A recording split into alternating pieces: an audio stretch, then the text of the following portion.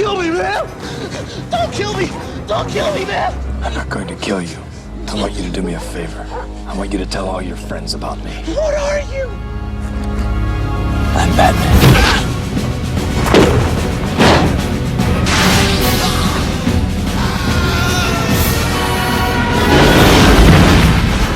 Call me Joker.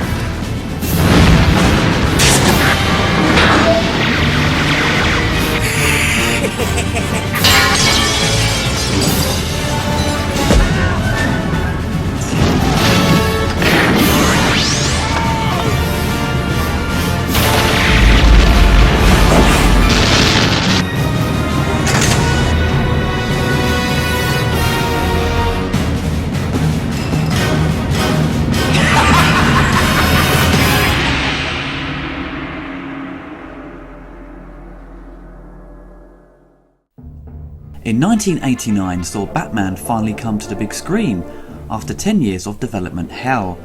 After Superman the movie came out, a deal was signed to allow a movie to be made, but unfortunately many studios weren't interested in a dark interpretation of Batman. It wasn't until the graphic novel The Dark Knight Returns, published in 1986, that people really started to show an interest.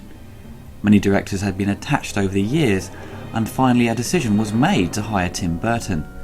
He had just made Beetlejuice, and if that film made money, then he would get the job, because it was a Warner Brothers production as well. Once Beetlejuice was a hit, the movie got started and Tim Burton was off to Pinewood Studios in London to get the film into production.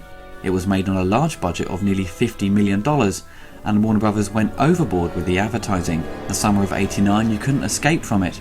Batman was everywhere. There was even Batman cereal. Kids went mad for the toys and manufacturers couldn't keep up with the demand. This advertising method was new at the time, and now it's commonplace with superhero movies getting full exposure when a movie is released. The movie went on to make over 400 million worldwide and over 100 million on home video. The casting choices made at the time caused a huge uproar with the media and fans alike, with the casting of Michael Keaton as Batman.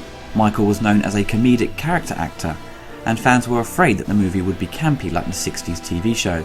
People had petitioned at the time to stop the casting of Michael as Batman, and the studio was getting very worried. So they quickly released a teaser trailer to put any doubts to rest, and once people saw this was a very dark interpretation of Batman, everyone pretty much stopped panicking after viewing it. Jack Nicholson was always the producer and director's first choice. I don't think anyone else could have played the Joker at the time. Jack Nicholson managed to arrange a very handsome deal for himself, and took a large chunk of the movie's profits. Once the movie was a hit and everyone went crazy for the merchandise, he managed to bank nearly $60 million. Once Jack was cast as the Joker, it gave the production its momentum, and many people wanted to get involved. It was very similar to the casting of Marlon Brando as Jor-El in Superman, which gave the movie the respect it needed from financiers and people in Hollywood.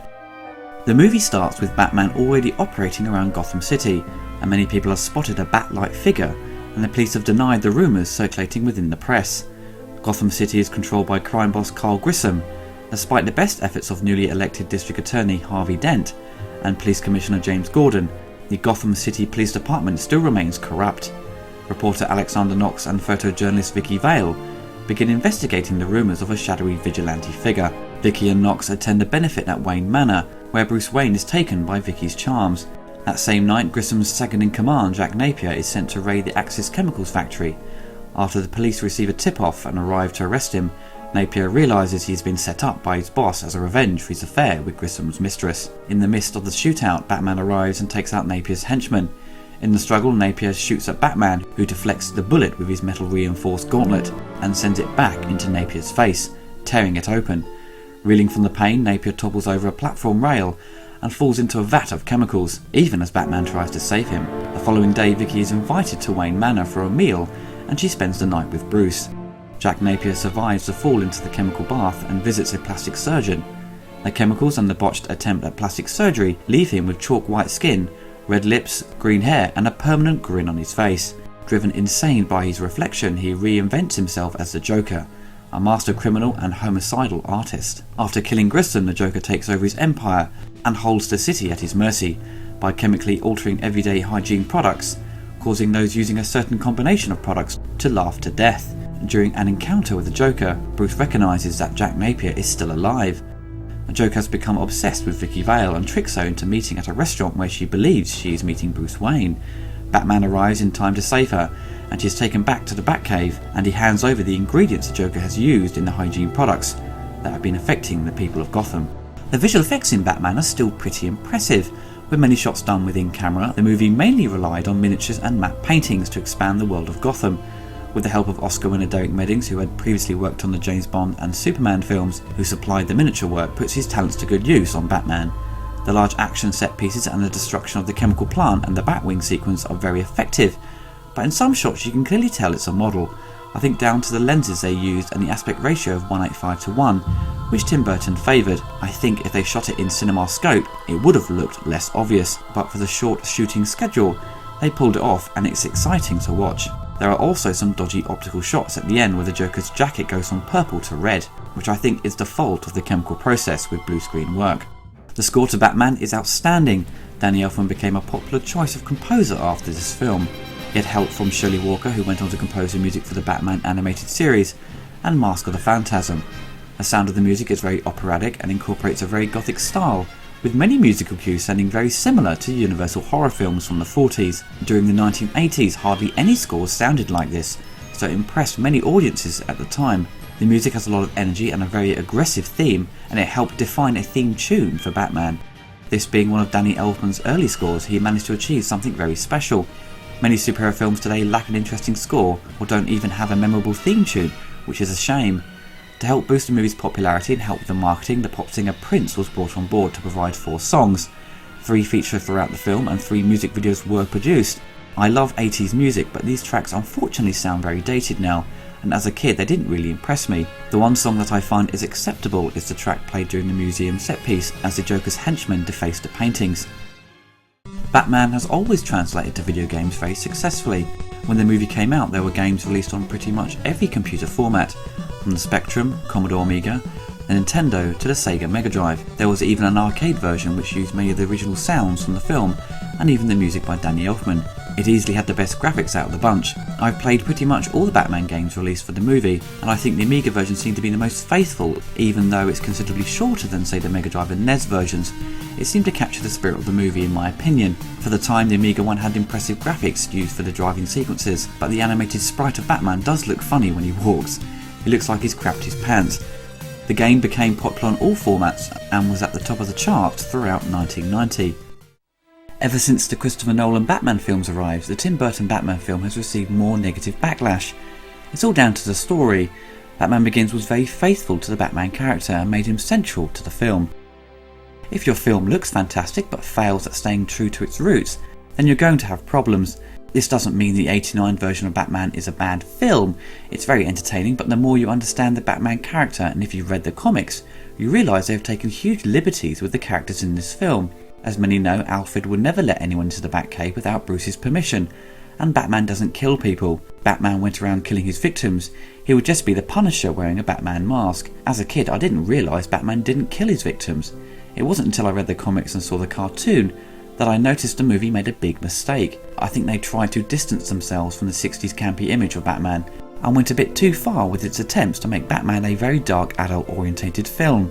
I'm sure there are fans that feel this version of Batman is better than the Christopher Nolan ones, which I can understand. Too many they grew up on this movie.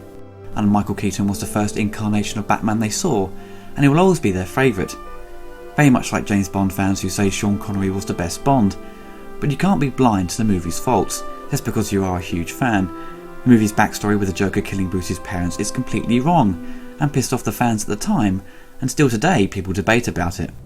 But for the story's structure, it had to have the Joker kill his parents, for there to be an emotional connection for Batman, and to tie up any loose ends and to make the story and characters connect very much like Vicky Vale being let into the Batcave, which essentially became the movie's downfall.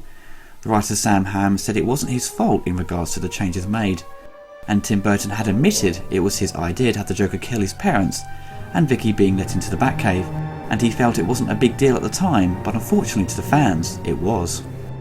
What I love about this version of Batman is the visual design. The photography by Roger Pratt is tremendous. For the tight schedule, he managed to get the look Tim Burton wanted. Some of the best looking scenes are the shots of Batman.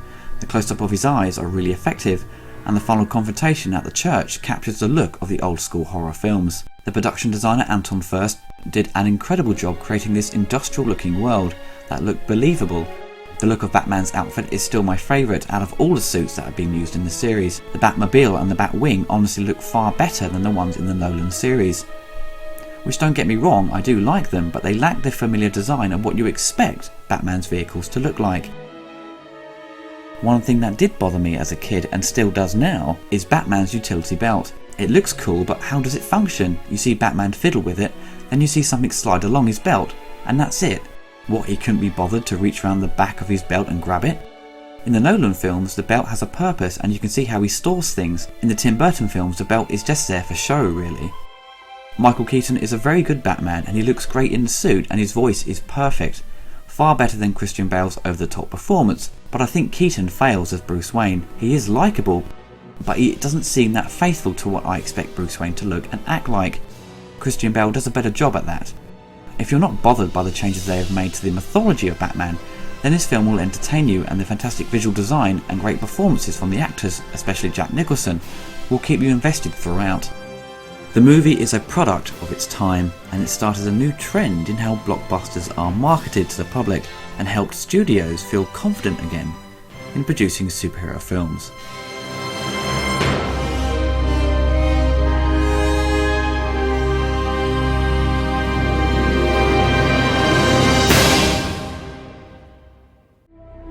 Hello, Lieutenant Eckhart. I hear we just had us another bat attack.